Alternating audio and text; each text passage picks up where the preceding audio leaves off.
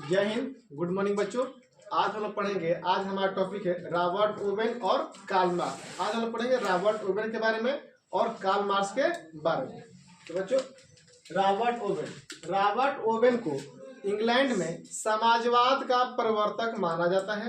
अब इंग्लैंड में समाजवाद का प्रवर्तक रॉबर्ट ओवेन को इसलिए माना जाता है क्योंकि औद्योगिकरण के बाद इंग्लैंड के शहरों में अनेकों कारखानों की स्थापना हुई थी। उसे हुआ क्या था कि जब शहरों में बड़े बड़े कारखाने स्थापित हो गए तो गांव के जितने भी छोटे और कुटीर उद्योग जो थे वो बंद हो गए। तो उसके बंद होने के चलते गांव के जितने भी श्रमिक थे वो बेरोजगार हो गए। अब लोग रोजगार के तलाश में शहर में जाने लगे। तो शहर में गए तो शहर में औद्योगिकरण के बाद मुख्य रूप से दो वर्गों का उदय हुआ। आप लोग बताया गया है, एक है पूंजीपति वर्ग, दूसरा है श्रमिक वर्ग। जो पूंजीपति वर्ग के लोग थे वह श्रमिक वर्ग लोगों का शोषण करते थे। अतः श्रमिक वर्ग के जो लोग हैं उनका शोषण ना हो, इन श्रमिक वर्गों के शोषण को रोकने के लिए रॉबर्ट ओवेन ने क्या किया कि स्कॉटलैंड के न्यू लुनार्क नामक स्थान पर एक आदर्श कारखाना खोला, जिसमें कि उस कारखाने में श्रमिकों के लिए उचित मजदूरी की व्यवस्था की गई। जो काम के घंटे अधिक बढ़ाए गए थे उसको घटा दिए गए। उनकी आवास की व्यवस्था की गई, उनको खाने की व्यवस्था की गई तथा साथ ही साथ शिक्षा और चिकित्सा की व्यवस्था उसमें किया गया। इसलिए उस कारखाने का नाम था आदर्श कारखाना। ठीक है, इन सभी कारणों से रॉबर्ट ओवेन को इंग्लैंड में समाजवाद का जनक माना जाता है। क्वेश्चन पूछता है, इंग्लैंड में समाजवाद का जनक किसे माना जाता है? वो रॉबर्ट ओवेन को इंग्लैंड में समाजवाद का प्रवर्तक माना जाता है। देखिए, रॉबर्ट ओवेन का जन्म होता है 1771 में, उनकी मृत्यु हुई 1858 में। देखिए, रॉबर्ट ओवेन ने श्रमिकों के शोषण को रोकने के लिए जो भी व्यवस्थाएं लगाए थे उनकी व्यवस्थाओं से जो श्रमिक थे वो संतुष्ट हो गए। क्या हो गए? संतुष्ट हो गए। अतः रॉबर्ट ओवेन का मानना था कि एक संतुष्ट श्रमिक ही वास्तविक श्रमिक है। अगर श्रमिक संतुष्ट नहीं है तो वह वास्तविक श्रमिक नहीं कहलाएगा। मान लीजिए आप लोग घर में किसी मजदूर से मजदूरी करा रहे हैं और आप लोग उसको उचित मजदूरी नहीं दे रहे हैं, तो क्या आपका वह मजदूर आपका काम अच्छे से करेगा? नहीं करेगा। इसलिए रॉबर्ट ओवेन का मानना था कि एक संतुष्ट श्रमिक ही वास्तविक श्रमिक है। इसमें आप लोग जानते हैं कि ताजमहल जाते हैं ना, ताजमहल को शाहजहां ने बनवाया था और जिस मजदूर ने उसको बनाया था उस मजदूर का हाथ शाहजहां ने कटवा दिया था। ठीक है, क्या था? उस मजदूर का हाथ शाहजहां ने कटवा देता। तो क्या दोबारा से और शाहजहां कोई काम के लिए किसी मजदूर को बुलाएगा तो कोई जाता? कोई नहीं जा रहा था उसकी मजदूरी के लिए, कोई नहीं। जब शाहजहां उस मजदूर का हाथ काटने वाला था ना, वह मजदूर ने बोला कि एक छोटा सा काम उस मकबरा में बच गया है। वह मजदूर एक हथौड़ा उठाया और उस मकबरे में ऊपर चढ़ गया। एक ऐसा हथौड़ा मारा कि उसकी बीबी के जहाँ पे उसको सुलाई गया, उसको मतलब समाधि बनाया गया है, ऐसा हथौड़ा मारा कि जब भी बारिश आता है ना तो जो पानी की जो बूंदे होती है उसकी बीबी के जो मस्तक, जहाँ मस्तक है उसके मस्तक पे ही पानी वो टपकता है। कई सारे इंजीनियर उसके लगे उसमें कि इस पानी आखिर कहाँ टपकता है, उसको बंद किया जाए। उसको कई बार ऊपर नीचे से प्लास्टर किए गए, फिर भी वो पानी बंद नहीं होता है। सोचो मिस्त्री कितना अच्छा होगा। और उस ताजमहल को प्यार की निशानी माना जाता है। उस ताजमहल को प्यार की निशानी नहीं माना जाएगा। अगर शाहजहां अपनी बीबी के प्यार मतलब इतना ही वो पागल था, तो उसकी बीबी का नाम था मुमताज। ठीक है, मुमताज अपनी बीबी के मर जाने के बाद वह अपनी बेटी जहां आरा से शादी कर लिया। वह कैसा प्यार है? और उस ताजमहल का प्यार की निशानी बोलेंगे हम नहीं है। तब असली प्यार की निशानी जो हमारे अयोध्या में बन रही है यह प्यार की निशानी है जी। ठीक है, देखिए तो रॉबर्ट ओवेन का मानना था जी, रॉबर्ट ओवेन का मानना था कि संतुष्ट श्रमिक ही वास्तविक श्रमिक है। क्योंकि अगर आप श्रमिक को अगर वास्तविक आप मजदूरी नहीं दे रहे हैं तो आपका काम वह श्रमिक अच्छे से नहीं करेगा। क्योंकि जब तक वह संतुष्ट ही नहीं होगा तब वह काम कैसे करेगा? नहीं कर पाएगा। अतः इन सभी कारणों से रॉबर्ट ओवेन क्या बोला था जी?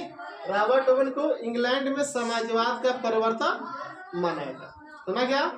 अब हम देखा कार्ल मार्क्स के बारे में। कार्ल मार्क्स है वो। कार्ल मार्क्स का जन्म सन 1818 में जर्मनी के राइन प्रांत के ट्रियर नगर में हुआ था। कहाँ था वो? सन 1818 में कहाँ था? जर्मनी के राइन प्रांत के ट्रियर नगर में हुआ था। वो भी एक यहूदी परिवार में हुआ था। इनके पिता का नाम था हेनरिक मार्क्स। क्या था वो? इनके पिता का नाम था हेनरिक मार्क्स के पिता का नाम था। इनके पिता पेशे से एक चिकित्सक थे। क्या थे? चिकित्सक, यानी कि एक डॉक्टर थे। ठीक है। कार्ल मार्क्स ने अपनी पूरी शिक्षा बॉन तथा बर्लिन विश्वविद्यालय से अपनी शिक्षा को उन्होंने पूरा किया। ठीक है। जब कार्ल मार्क्स की शिक्षा पूरी हो गई, तो शिक्षा पूरी होने के बाद कार्ल मार्क्स की एक बचपन की मित्र थी जिसका नाम था जेनी। उस अपने बचपन के मित्र जेनी से कार्ल मार्क्स ने सन 1843 में उन्होंने क्या कर लिया? वो शादी कर लिया। किससे शादी कर लिया? जेनी से। कार्ल मार्क्स का जन्म कब हुआ था? 1818 में हुआ था। जर्मनी के राइन प्रांत के ट्रियर नगर में हुआ था। एक किस परिवार में हुआ था? एक यहूदी परिवार में हुआ था। उनके पिता क्या नाम था? Heinrich Marx. क्या नाम था? Heinrich Marx. उनके पिता क्या थे? एक चिकित्सक, यानी कि डॉक्टर थे। उन्होंने अपनी शिक्षा कहाँ से पूरी की थी? बॉन तथा बर्लिन विश्वविद्यालय से अपनी शिक्षा पूरी की।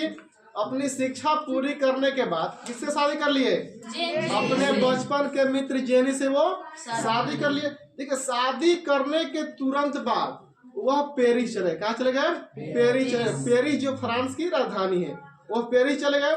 पेरिस जब गए तो उनकी मुलाकात 1844 में फ्रेडरिक एंगेल्स से, इससे हुई? फ्रेडरिक एंगेल्स से हुई। जब उनकी मुलाकात फ्रेडरिक एंगेल्स से हो गई तो उन दोनों दोस्तों ने मिलकर सन 1848 में कम्युनिस्ट मैनिफेस्टो का प्रकाशन किया, जिसे साम्यवादी घोषणा पत्र के नाम से जाना जाता है। इसका दो नाम है, कम्युनिस्ट मैनिफेस्टो अथवा साम्यवादी घोषणा पत्र। तो कार्ल मार्क्स ने फ्रेडरिक एंगेल्स के साथ मिलकर किसकी प्रकाशन किया? वो साम्यवादी घोषणा पत्र का प्रकाशन किया, जिसे कम्युनिस्ट मैनिफेस्टो के नाम से भी जाना जाता है। ठीक है। उसके बाद कार्ल मार्क्स ने स्वयं अपनी खुद की अपनी एक पुस्तक लिखी, जिसका नाम क्या था? Das Kapital. क्या नाम था वो? इसका नाम था दास कैपिटल। ठीक है। वो दास कैपिटल का प्रकाशन कार्ल मार्क्स ने सन 1867 में किया था। इस पुस्तक को समाजवादियों का बाइबल कहा जाता है। इस पुस्तक को समाजवादियों का बाइबल कहा जाता है। ठीक है। तथा कार्ल मार्क्स का मानना था कि अगर श्रमिक अपने हक के लिए अगर वो आवाज उठा रहे हैं तो अपने बेड़ियों के अलावा वह कुछ उनके पास खोने के लिए और कुछ नहीं है। अगर कोई मजदूर अपने मजदूरी के लिए, अपने हक के लिए कोई अगर आवाज उठाता है तो वह क्या खोएगा? कुछ नहीं खोएगा। उनके जो पैरों में जो पूंजीपतियों का जो बेड़ी लगा है, केवल वही बेड़ियां टूट जाएगी। उनके पास और कुछ खोने के लिए है? कुछ नहीं है। अतः उनका कहना था कि अगर श्रमिक पूंजीपतियों के खिलाफ आवाज उठाते हैं तो श्रमिकों के पास अपनी बेड़ी समझते हो? बेड़ी मतलब जंजीर, यानी कि जो पैर में लगा होता है, वो अपने बेड़ियों के अलावा और कुछ उनके पास खोने के लिए अतिरिक्त कुछ भी नहीं। किसका मानना था? कार्ल मार्क्स का मानना था। अतः कार्ल मार्क्स को आधुनिक समाजवाद का जनक माना। क्या माना जाता है? आधुनिक समाजवाद का जनक माना। ठीक है। ऊपर से फिर से रिवाइज कर लेते हैं। ठीक है। देखिए, रॉबर्ट ओवेन क्या माना था? वो रॉबर्ट ओवेन को इंग्लैंड में समाजवाद का जनक माना जाता है। ठीक है। रॉबर्ट ओवेन का जन्म कब हुआ था? 1771 में उनका जन्म हुआ था। उनकी मृत्यु कब हुई? वो 1858 में।